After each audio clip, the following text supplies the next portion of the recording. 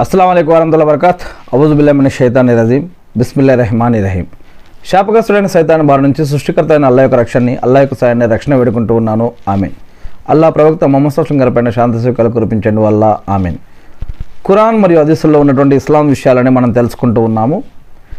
ఇంతకుముందు హదీసులో మనం ప్రవక్త ముహమ్మద్ సల్లల్లాహు అలైహి వసల్లం గారు ఒక విషయం చెప్పారని తెలుసుకున్నాము. అదేమిటి అంటే ప్రళయ దినం రోజు దాసుడు దేవుడి వద్ద 5 ప్రశ్నల గురించి డిస్కషన్ అంటే లేదా తీర్పు జరిగిన తర్వాతే దేవుడి వద్ద నుంచి అతడు కదలటం జరుగుతుంది అని. ఆ 5 విషయాలు ఏమిటి అంటే అతడు జీవితంలో తన యొక్క ఆయుస్సుని లేదా వయస్సుని ఏ పనుల్లో గడిపాడు అని, రెండవది తన యొక్క జ్ఞానాన్ని దేనికోసం ఉపయోగించాడు అని, తన యొక్క ధనాన్ని లేదా డబ్బుని లేదా పాస్తులని ఏ విధంగా సంపాదించాడు, ఎలా సంపాదించాడు అని, మరి యొక్క పాస్తులని సంపాదనని ఏ పనుల కోసం ఎలా ఖర్చు పెట్టాడు అని, మరియు దేవుడు తనకిచ్చిన శరీరాన్ని మరియు శరీర అవయవాలని ఏ పనుల్లో ఉపయోగించాడు అని, ఇలాంటి 5 ప్రశ్నలకి దేవుడి వద్ద ఖచ్చితంగా దేవుడు ప్రశ్నించడం, దేవుడి వద్ద వీటికి సమాధానాలు చెప్పడం, ఇది ఖచ్చితంగా ప్రళయ దినం రోజు జరుగుతుంది. దీని తర్వాతే భక్తుడు దేవుడి వద్ద నుంచి కదలటం అనేది జరుగుతుంది అని ప్రవక్త ముహమ్మద్ సల్లల్లాహు అలైహి వసల్లం గారు చెప్పారు అని తిర్మిజీ హదీస్ గ్రంథంలో దీని గురించి చెప్పడం జరిగింది. ఏదేమైతేనేమి మరి ఈరోజు మనం తెలుసుకునే విషయం ఏమిటి అంటే కల్మా గురించి అనమాట. కల్మా అంటే లా ఇలాహ ఇల్లల్లా ముహమ్మద్ రసూలుల్లాహ్. దీని గురించి తెలుసుకునే ముందుగా మనకి దేవుడు స్వర్గంలోకి వెళ్ళటానికి కొన్ని దారులు పెట్టాడు. ఆ దారుల్లో ఒకటి మనలో ఉన్నటువంటి భక్తి విశ్వాసాల ద్వారా. ఈ యొక్క భక్తి విశ్వాసాలలో మరియు నమాజులు, ఉపవాసాలు, సదకా ఖైరాతులు అంటే దాన ధర్మాలు, మంచి పనులు, హజ్ ఉమ్రాలు, జకాత్ మరియు చెడు నుంచి ఆపటం, మంచి సహాయం చేయటం, మరియు మన యొక్క హక్కులను నెరవేర్చడం, మరియు జీవన పద్ధతులు, ఆరాధన పద్ధతులు ఈ యొక్క బాధ్యతలను నెరవేర్చడం, వీటిల్లో దేవుడికి ఇష్టమైన ఏదైనా విషయం ద్వారా కూడా దేవుడు మనల్ని నరకం నుంచి రక్షించి స్వర్గానికి ఇచ్చే భాగ్యం ఆ దేవుడి వద్ద ఉంది అని. మరియు వీటిల్లో ఇలానే కాకుండా వీటిల్లో ఒక విషయం కల్మా ద్వారా కూడా దేవుడు స్వర్గానికి పంపించే ఒక అవకాశం మన మధ్యలో ఉంది అని ఇక్కడ ఈ యొక్క హదీస్లో తెలియజేయడం జరుగుతూ ఉంది. ఈ యొక్క విషయం తెలుసుకునే ముందుగా అల్లా అనే పదం అంటే ఏంటో తెలుసుకోవాలి.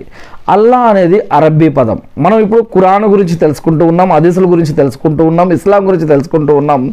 అరబ్బీలో అల్లా అంటే దాని యొక్క అర్థం ఏమిటి అంటే దేవుడు, భగవంతుడు, సృష్టికర్త, లేకపోతే ఇంగ్లీష్లో లార్డు, గాడు. మరి ఇలా అనేక పదాలు అనేక భాషల్లో ఈ యొక్క పదాన్ని రకరకాలుగా పిలుస్తారు. మరి తెలుగులో దేవుడు, భగవంతుడు అని ఎలా అంటున్నామో అరబ్బీ భాషలో ఈ యొక్క పదాన్ని అల్లా అని అంటారు.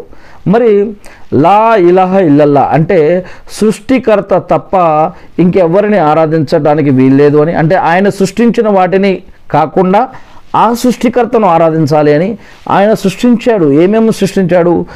సూర్యుడు, చంద్రుడు, నక్షత్రాలు, మన కంటికి కనిపించేవి, కనిపించనివి, మరియు పర్వతాలు, అడవులు, వాటి లోపల ఉన్నవి, వాటి బయట ఉన్నవి, నీళ్లు, ఆకాశము, వాటి బయట ఉన్నవి, వాటి లోపల ఉన్నవి, ఇలా అనేక రకాల విషయాలని ఆయన సృష్టించాడు. ఆయన సృష్టించిన వాటిని కాకుండా ఆ సృష్టికర్తను గుర్తించి ఆరాధించాలి అనేది ఇక్కడ చెప్తున్నటువంటి విషయం అన్నమాట. మరి ఎవరైతే మరి లా ఇలాహ ఇల్లల్లా అంటే సృష్టిని కాదు సృష్టికర్తను ఆరాధించాలని ఎవరైతే చెప్తారో, ఒప్పుకుంటారో, తెలుసుకుంటారో, మరియు ముహమ్మద్ రసూలుల్లాహ్ అంటే ప్రతి యుగంలో, ప్రతి కాలంలో, ప్రతి చరిత్రలో కూడా దేవుడు మానవుల్లో నుంచే కొంతమందిని ప్రవక్తలుగా ఎన్నుకుంటాడు అని, వారి ద్వారా మానవులకి గ్రంథాలు ఇవ్వటం కానీ, మహిమలు చూపటం కానీ, అద్భుతాలు చేయటం కానీ, లేదా మానవులకి వాళ్ళ యొక్క విషయాలను తెలియచేయటం, జరిగినవి, జరుగుతున్నవి, జరగబోయేవి, జరగాల్సినవి, మరియు జీవన పద్ధతులు, ఆరాధన పద్ధతులు, మరియు అనేక రకాల విషయాల గురించి ఇలా ప్రవక్తల ద్వారా దేవుడు మానవాళికి తెలియజేసి ఉన్నాడని గ్రంథాలలో చెప్పడం జరుగుతుంది. ఇలా ప్రవక్తలు ఒకదాని తర్వాత ఒకరు వచ్చిన ప్రవక్తల్లో చివరి ప్రవక్త ముహమ్మద్ సల్లల్లాహు అలైహి వసల్లం గారు అని. ఈయన కూడా ఒక మానవుడు, ఈయన అల్లా యొక్క భక్తుడు, ఈయన అల్లా యొక్క దాసుడు అని, ఈయనని ప్రవక్తగా ఎన్నుకోవడం జరిగింది అని చెప్పడం జరిగింది. మరియు ఖురాన్లో చెప్పడం జరిగింది ఏంటంటే ప్రవక్తలు దేవుళ్ళు కాదు, దేవుడితో సమానం కాదు, దేవుడు లాంటి వాళ్ళు కూడా కాదు, వాళ్ళు కూడా మానవులే.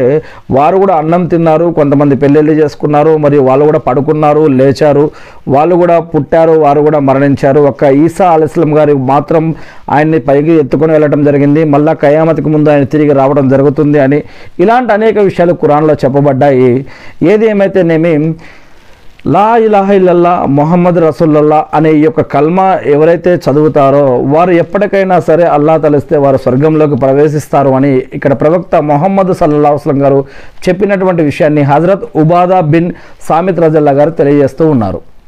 ఎందుకంటే ప్రవక్త మొహమ్మద్ సల్లల్లాహు అలైహి వసల్లం గారు చెప్పారు ఏమని, మరి ఎవరైతే దేవుడు తప్ప ఇంకెవ్వరు ఆయన సృష్టించిన ఆరాధనకి అర్హులు లేరు అని, అంటే అల్లా తప్ప వేరొక ఆరాధ్యుడు లేడు అని, ఆయన ఒకే ఒక్కడని, ఆ ఒక్కడనే ఆయనకు ఇతర భాగస్వాములు లేరని, మొహమ్మద్ సల్లల్లాహు అలైహి వసల్లం ఆయన దాసుడు అని మరియు ఆయన యొక్క ప్రవక్త అని, అలాగే ఈసా అలైహిస్సలాం మరియమ్మ కుమారుడైనటువంటి ఈసా అలైహిస్సలాం గారు కూడా దేవుని దాసుడు, ఆయన ప్రవక్త మాత్రమే అని, కాకపోతే ఆయన తన తల్లి మరియమ్మ గారి వైపుకు చేరవేయబడిన దేవుడి తరపున అయిపోయినటువంటి ఒక దేవుని యొక్క వాక్కు ద్వారా ఆజ్ఞ ద్వారా మరి వచ్చినటువంటి ఒక ప్రవక్తగా మరి ఆయన గురించి ఎవరైతే ఇది కూడా సాక్ష్యం ఇస్తారో, దేవుని తరపు నుంచి వచ్చిన మరియమ్మ గర్భంలో శిశువు రూపు దాల్చిన ఒక ఆత్మ మాత్రమేనని, మరి స్వర్గ నరకాల ఉనికి, స్వర్గం అనేది నరకం అనేది ఖచ్చితంగా ఉంది అని ఎవరైతే నమ్ముతారో, విశ్వసిస్తారో, సాక్ష్యం ఇస్తారో వీరు ఖచ్చితంగా స్వర్గంలోకి ప్రవేశిస్తారు అని ప్రవక్త మొహమ్మద్ సల్లల్లాహు అలైహి వసల్లం గారు చెప్పారు అని బుఖారీ హదీస్ గ్రంథంలో, ముస్లిం హదీస్ గ్రంథంలో ఈ యొక్క ప్రవక్తల అధ్యాయం మరియు విశ్వాస ప్రకరణంలో వీటి గురించి చెప్పడం జరిగింది. అంతేకాకుండా ఇంకొక హదీస్ ఏమిటి అంటే, హజరత్ అబూజర్ రజల్లా గారి కథనం ప్రకారం దైవ ప్రవక్త మొహమ్మద్ సల్లల్లాహు అలైహి వసల్లం గారు దేవుడు ఇలా అంటున్నాడు అని తెలియజేశారు. ఏమని, దేవుడు ఏమంటున్నాడని ప్రవక్త మొహమ్మద్ సల్లల్లాహు అలైహి వసల్లం గారు చెప్పారంటే, ఎవరైనా దేవుని యొక్క భక్తులు ఎవరైనా సరే ఒక సత్కార్యం అంటే మంచి కార్యం చేసిన వ్యక్తికి నేను 10 లేదా అంతకంటే ఎక్కువ రెట్లు పుణ్యాన్ని ప్రసాదిస్తాను. ఎవరైనా ఒక మంచి పని చేస్తే వాళ్ళకి 1 కంటే ఒకటైనా ఇవ్వచ్చు, లేదా 10 రెట్ల పుణ్యమైనా వారికి ఇవ్వచ్చు. కానీ ఒక దుష్కార్యం చేసిన వ్యక్తికి దానికి సమానమైనటువంటి ప్రతిఫలమైనా ఇస్తాను, లేదా దాన్ని కూడా వీలైతే క్షమిస్తాను అని ఆయన ఏ విధంగా ఆయన ప్రేమిస్తాడో, ఏ విధంగా క్షమిస్తాడో చెప్తున్నాడు. కానీ ఇక్కడ మంచి కార్యాలు చేసిన వారికి ఒక పుణ్యానికి లేదా ఒక మంచి పనికి ఎన్ని రకాల పుణ్యాలు ఆయన ఇవ్వగలుగుతాడో ఇక్కడ చెప్తూ ఉన్నారు. అదేవిధంగా ఎవరైనా దేవుడి వైపు, ఆరాధన వైపు మరియు గ్రంథం వైపు ఈ విధంగా ఎవరైనా సరే నా వైపు జానెడు దూరం జరిగితే నేను అతని వైపు మూరెడు దూరం జరుగుతాను అని, మరి ఎవరైనా నా వైపు 3 దూరం జరిగితే నేను తన వైపు 12 దూరం జరుగుతాను అని, ఎవరైనా నా వైపు నడిచి వస్తే నేను అతని వైపుకు పరిగెత్తుకుంటూ పోతాను అని, నా దగ్గరికి ఎవరైనా ఒక్క బహుదైవారాధన పాపం మినహా భూమండలం నిండా పాపాలు తీసుకుని వస్తే కూడా నేను అతని దగ్గరికి దానికి సమానంగా మన్నింపును కూడా తీసుకువస్తానని దేవుడు చెప్తూ ఉన్నాడు అని ప్రవక్త మొహమ్మద్ సల్లల్లాహు అలైహి వసల్లం గారు తెలియజేస్తూ ఉన్నారు. మరియు ఇంకొక హదీస్ ఏమిటి అంటే, హజరత్ జాబిర్ రజల్లా గారి కథనం ప్రకారం ఒక పల్లెటూరు వ్యక్తి దైవ ప్రవక్త మొహమ్మద్ సల్లల్లాహు అలైహి వసల్లం గారి వద్దకు వచ్చి, దైవ ప్రవక్త స్వర్గాన్ని నరకాన్ని కానీ అనివార్యం చేసే 2 స్థితులేవి అని అడిగాడు. దానికి సమాధానం ఇస్తూ ప్రవక్త మొహమ్మద్ సల్లల్లాహు అలైహి వసల్లం గారు ఏమన్నారంటే, మనిషి బహుదైవారాధనకు ఒడిగట్టని స్థితిలో మరణిస్తే స్వర్గంలోకి ప్రవేశిస్తాడు అని, అదే బహుదైవారాధన చేస్తూ మరణిస్తే నరకాగ్నికి ఆహుతి అవుతారని అతను చెప్పాడు అని ప్రవక్త మొహమ్మద్ సల్లల్లాహు అలైహి వసల్లం గారు ఈ యొక్క విషయం చెప్పారని హజరత్ జాబిర్ రజల్లా గారు చెప్పారు అని సహీ ముస్లింలోని విశ్వాస ప్రకరణం అధ్యాయంలో ఈ యొక్క హదీస్ గురించి చెప్పడం జరిగింది. ఇకపోతే మరి హజరత్ అనస్ రజల్లా గారి కథనం ప్రకారం ఒకసారి ముఆజ్ రజల్లా గారు దైవ ప్రవక్త గారి వెనుక ఆయన వాహనం మీద ప్రయాణిస్తూ ఉండగా ఆయన మొహమ్మద్ సల్లల్లాహు అలైహి వసల్లం గారు ముఆజ్ అని పిలిచారు. చిత్తం సెలవీయండి అని దైవ ప్రవక్త అని అన్నారు. ముఆజ్ రజల్లా గారిని మళ్ళీ మొహమ్మద్ సల్లల్లాహు అలైహి వసల్లం గారు మళ్ళీ ఓ ముఆజ్ అని మళ్ళీ పిలిచారు. అందుకైనా చిత్తం సెలవేయండి ఓ దైవ ప్రవక్త మొహమ్మద్ అస్లం గారని తమర సేవ కోసం నేను సిద్ధంగా ఉన్నాను అని మళ్ళీ చెప్పారు. ఈ విధంగా 3 సార్లు జరుగుతుందన్నమాట. అప్పుడు కూడా చిత్తం మరి 3వసారి కూడా ఇలానే అంటారనమాట. ఇలా 3 సార్లు జరిగిన తర్వాత అల్లా తప్ప వేరొక ఆరాధ్యుడు ఎవరూ లేరు అని, అంటే సృష్టికర్త తప్ప ఇంకెవరు ఆరాధనకు అర్హులు లేరు అని, మరి ఎవరైతే ఈ యొక్క విషయాన్ని అల్లా తప్ప ఆరాధ్యుడు లేడని, మొహమ్మద్ అస్లం గారు దేవుని దాసుడు అని, ఆయన ప్రవక్త అని హృదయపూర్వక మనస్ఫూర్తిగా ఎవరైతే సాక్ష్యం చెప్తారో ఆ సాక్ష్యం చెప్పేవారికి దేవుడు వారిపైన నరకాన్ని నిషిద్ధం చేశాడు అని చెప్పారు. ఆ మాట వినగానే హజరత్ ముఆజ్ రదియల్లాహు గారు, ఓ దైవ ప్రవక్త, ఈ విషయం నేను ప్రజలకు తెలియచేయనా, వారు కూడా విని సంతోషిస్తారు అని అడిగాను. దానికి సమాధానంగా ఆయన, వద్దు, ఈ విషయం వారికి చెబితే వారు మిగతా ఆచరణలు లైట్ తీసుకుంటే మిగతా ఆచరణలు సరిగ్గా పట్టించుకోరు, దీన్నే నమ్ముకొని కూర్చుంటారు అని అన్నారు. అందుకని హజరత్ ముఆజ్ రదియల్లాహు గారు చాలా రోజుల వరకు ఈ విషయంని రహస్యంగానే ఉంచారు.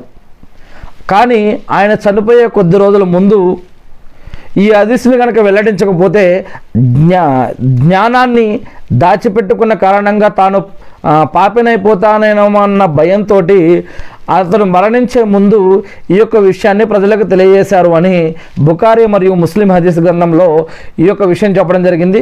మరియు రియాదుస్ సాలిహీన్ హదీస్ కిరణాల్లో ఈ యొక్క హదీస్ని 416వ హదీస్ నుంచి ఈ యొక్క హదీస్ తీసుకోవడం జరిగింది. ఏది ఏమైతేనేమి ఇక్కడ కల్మా కూడా మనం స్వర్గానికి పోయేటటువంటి మార్గాలలో ఈ యొక్క కల్మా కూడా ఒకటి అని, మరియు కల్మాయే కాకుండా ఈ కల్మాతో పాటు ఇంకా మనం నమాజులు, ఉపవాసాలు, సదకా ఖైరాతులు, జకాతులు, అజ్జుమరాలు, దాన ధర్మాలు ఇవి కూడా చేస్తే ఇంకా ఎక్కువ పుణ్యమని, మరి ముఖ్యంగా ఇవన్నీ కూడా దేవుడి వద్ద స్వీకరించబడాలి అంటే మనం పాపాలు ఏమైనా మన ద్వారా అనుకోకుండా జరిగిపోతే క్షమించమని, మరియు మనం మంచి ప్రవర్తనతోటి మంచి పద్ధతిలో జీవించాలి అని, దేవుడు మంచి అన్నది చేయాలి, చెడు అన్నదానికి దూరంగా ఉండాలి, పాపం అన్నవి విడిచిపెట్టాలి, మరియు నేరాలు, ఘోరాలు, క్రైమ్స్ ఇటువంటి వాటి జోలికి వెళ్ళకూడదు, మరియు సమాజంలో మంచి కోసం ప్రయత్నించాలి, ఇలా దేవుడు చెప్పిన పద్ధతుల్లో జీవిస్తూ ఉండాలి. ఇలాంటి ఇంకా అనేక విషయాలు ఖురాన్ మరియు హదీసులో చెప్పబడ్డాయి. ఏది ఏమైతేనేమి నేను సృష్టికర్త అయిన అల్లాహ్ని ప్రార్థిస్తూ ఉన్నాను, అల్లా మా అందరి యొక్క పాపాలను క్షమించండి వల్ల మేము కూడా మరి మరణించే ముందు మేము కూడా ఈ యొక్క కల్మాని చదివే భాగ్యాన్ని మాకు ప్రసాదించండి వల్ల. అషహదు అన్న లా ఇలాహ ఇల్లల్లాహు వా అషహదు అన్న ముహమ్మదన్ అబ్దుహు వా రసూలుహు. అల్లాహు అక్బర్. అల్లా మేము కూడా ఈమాన్లో అల్లా విశ్వాసగా ఉన్నప్పుడే మాకు మరణాన్ని ప్రసాదించండి వల్ల. అల్లాహు అక్బర్. అల్లా మీరు ప్రవక్త ముహమ్మద్ సల్లల్లాహు అలైహి వసల్లం గారి ద్వారా ఏదైతే ఈ యొక్క గ్రంథాన్ని మరియు జీవన మరియు ఆరాధన పద్ధతులు మాకు ఇచ్చారో వాటిని మేము తెలుసుకొని, నేర్చుకుని, అర్థం చేసుకుని, గుర్తుపెట్టుకుని వాటి ప్రకారం మేము జీవిస్తూ మిమ్మల్ని ఆరాధిస్తూ తెలియని ఇతర మా సోదరులు తెలిపే భాగ్యాన్ని మాకు ప్రసాదించండి వల్ల. ఆమీన్. అల్లా మీరు ఈ సృష్టిలో సృష్టించిన అన్ని ఆపదల నుంచి మమ్మల్ని రక్షించండి వల్ల. ఆమీన్. అల్లా సైతానుల నుంచి, జిన్నాతుల నుంచి, మనుషులు చేసే ఆగడాల నుంచి, కుట్రకుతంత్రాల నుంచి, అవమానాల నుంచి, అప్పుల నుంచి, ఆకలి దప్పికల నుంచి, ప్రాణం పోయేటప్పుడు బాధ నుంచి, సమాధి శిక్షల నుంచి, దజ్జాల ఉపద్రవం నుంచి, జిన్నాతుల నుంచి, అలా అస్రాతుల నుంచి, చేతబడి నుంచి, దిష్టి నుంచి వల్ల, అలా అప్పు నుంచి, వడ్డీ నుంచి, షిరికి నుంచి, బిదాతు నుంచి, హరాం నుంచి, అలా కుటుంబంలో ఉన్నటువంటి బంధుత్వ తెగతెంపుల నుంచి, స్నేహితులు తెగతెంపుల నుంచి, ఇటువంటి గొడవలు, కొట్లాటలు అన్నిటి నుంచి కూడా మమ్మల్ని రక్షించండి వల్ల. మేమందరం కలిసిమెలిసి జీవించే భాగ్యాన్ని ప్రసాదించండి వల్ల. అలా మీరు మాకు ఏ సమాజంలో అయితే, ఎక్కడైతే మాకు ఈ యొక్క మానవ జీవితాన్ని, మానవ జన్మను మాకు ఇచ్చారో మేము ఈ సమాజంలో ఉన్న అందరితోటి కులం, మతం, ప్రాంతం అనే తేడా లేకుండా అందరితో కలిసిమెలిసి ఉండే భాగ్యాన్ని మాకు ప్రసాదించండి వల్ల. అలా మేమందరం ఒకరికొకరు సోదరులుగా కలిసిమెలిసి జీవించే భాగ్యాన్ని మాకు ప్రసాదించండి వల్ల. అలా ఎవరైతే ప్రార్థన చేయమన్నారో, ప్రార్థించమని అడిగి ఉన్నారో, ప్రార్థన కోసం ఎదురు చూస్తూ ఉన్నారో, ఎవరైతే తల్లిదండ్రులు లేనటువంటి పిల్లలు లేనటువంటి తల్లిదండ్రులు, మరియు అనారోగ్యంతో ఉన్నవారు, ఎవరైతే మరి అభాగ్యులై ఉన్నారో, జాబు లేదో, కష్టాల్లో నష్టాల్లో బాధల్లో ఇబ్బందుల్లో ఉన్నారో, అప్పుల్లో ఉన్నారో, వడ్డీలు ఇరుక్కుపోయారో, అలా ఇటువంటి నీ యొక్క దాసులందరికీ మీ యొక్క సహాయాన్ని అందజేయండి వల్ల అలా పిల్లల్ని కోల్పోయినటువంటి తల్లిదండ్రులు కోల్పోయినటువంటి పిల్లలు, సంపాదనని కోల్పోయినటువంటి అనేక మంది అభాగ్యులు ఎంతోమంది నీ యొక్క సహాయం కోసం ఎదురు చూస్తూ ఉన్నారు వల్ల అటువంటి వారందరికీ మీ యొక్క సహాయాన్ని అందించండి వల్ల ఎవరైతే హాస్పిటళ్ళల్లో కానీ ఇంట్లో కానీ ఎక్కడైతే అనారోగ్యంతో బాధపడుతూ ఉన్నారో అలా అటువంటి నీ యొక్క దాసులందరికీ మనశ్శాంతిని ఆరోగ్యాన్ని ప్రసాదించండి వల్ల ఎవరైతే ఈ యొక్క ప్రసంగం వింటున్నారో చూస్తున్నారో దీన్ని ఇతరులకు కూడా చేరుస్తున్నారో అటువంటి నీ యొక్క ప్రతి దాసుడి తరపున నేను మిమ్మల్ని ప్రార్థిస్తూ ఉన్నాను వల్ల అదేవిధంగా నీ యొక్క దాసులు ఎవరైతే మరణించారో ఇప్పుడు బ్రతికి ఉన్నారో రాబోతున్నారో అటువంటి నీ యొక్క దాసులు అందరూ చేయబోయే నమాజులను, ఉపవాసాలను, సదకా ఖైరాతులను, జకాతులను, హజ్జుమ్రాలను, దానధర్మాలను, ప్రార్థనలను వారి సమయాన్ని, సందర్భాన్ని మరి వారి యొక్క శరీరపరంగా, జ్ఞానపరంగా, ఆత్మపరంగా, ధనపరంగా, సమయపరంగా, జ్ఞానం ప్రకారం ఏ విధంగా నీ మార్గంలో ఏ విషయాన్ని ఖర్చు పెట్టారో దాని యొక్క ప్రతిఫలాన్ని ఇహలోకంలోనూ, సమాధి జీవితంలోనూ, ప్రళయదినం రోజు పరలోకంలో కూడా వారందరికీ మా అందరికీ కూడా సహాయం చేయండి వల్ల ఆమీన్. అల్లాహు అక్బర్, అల్హమ్దులిల్లాహ్, సుబ్హానల్లాహ్, అల్లాహు అక్బర్, అషహదు అన్ లా ఇలాహ ఇల్లల్లాహు వ అషహదు అన్న ముహమ్మదన్ అబ్దుహు వ రసూలుహు. అల్లాహు అక్బర్. అల్లా ఇబ్రాహీం అలైహిస్సలాం గారి పైన, ఆయన కుటుంబ సభ్యులపైన, ఆయన ఉమ్మతపైన శాంతి సుఖాలు కురిపించిన విధంగా అల్లా ప్రవక్త మొహమ్మద్ సల్లల్లాహు అలైహి వసల్లం గారి పైన, ఆయన కుటుంబ సభ్యులపైన, ఆయన ఉమ్మతపై కూడా శాంతి సుఖాలు కురిపించి మకామే ముహమ్మద్కు ప్రవక్తగానే వారసును చేసి అంతిమ దినం రోజు వసలతా స్థానాన్ని ప్రవక్త మొహమ్మద్ అస్లం గారికి ప్రసాదించండి వల్ల ఆమీన్. అల్లా మీ ప్రవక్తలందరిపైన, మీ ప్రవక్తల యొక్క శిష్యులందరిపైన, సహాబాలందరిపైన కూడా అన్ని కాలాల్లో, అన్ని యుగాలలో ఉన్నటువంటి నీ యొక్క దాసులందరిపైన కూడా వల్ల మీ యొక్క శాంతి సౌఖ్యాలను కురిపించండి. మీ యొక్క సజ్జనులు ఎవరైతే ఉన్నారో అల్లా ఖురాన్లో మొదటి సూరాలో సజ్జనులు సరస్సున మమ్మల్ని చేర్చండి అనే యొక్క పదం ఏదైతే ఉందో అలాంటి సజ్జనులు సరస్సున మమ్మల్ని కూడా చేర్చి ఆ యొక్క సజ్జనులందరిపైన మీ యొక్క శాంతి సౌఖ్యాలు కురిపించడం వల్ల మీరు ఏ దైవదూతల తరపున మా ద్వారా ప్రార్థన చేపిస్తూ ఉంటారో వారి యొక్క ఆరాధనలన్నింటినీ కూడా స్వీకరించండి వల్ల ఆమీన్. అల్లాహు అక్బర్, అల్హమ్దులిల్లాహ్.